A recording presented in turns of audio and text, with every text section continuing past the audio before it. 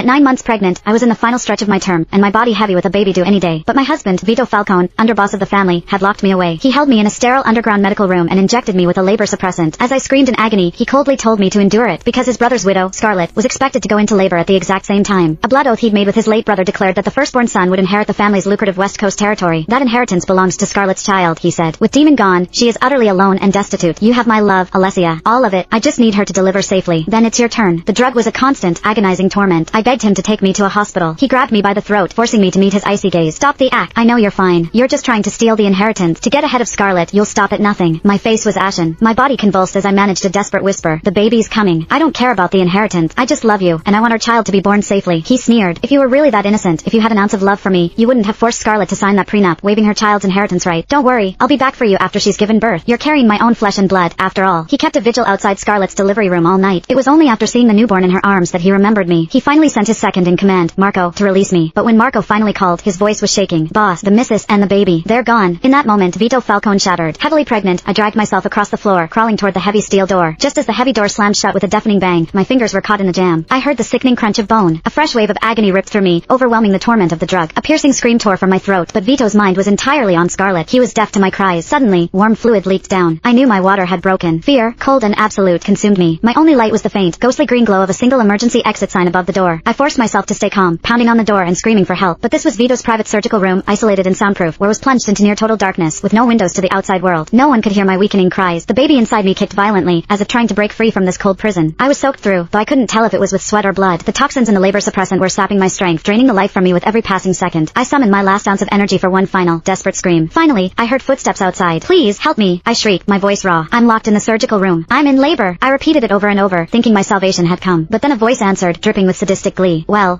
Alessia, look at the pathetic state you're in. Vito should have taught you to obey a long time ago. It was Vito's sister, Gianna. I squeezed my eyes shut, fighting to keep my voice steady. Gianna, please, let me out. The baby's coming. I can't hold on. Gianna pushed open the door and stared down at me, her face a mask of pure contempt. For a fleeting moment, I thought she might help. The next, she slammed her foot into my rib.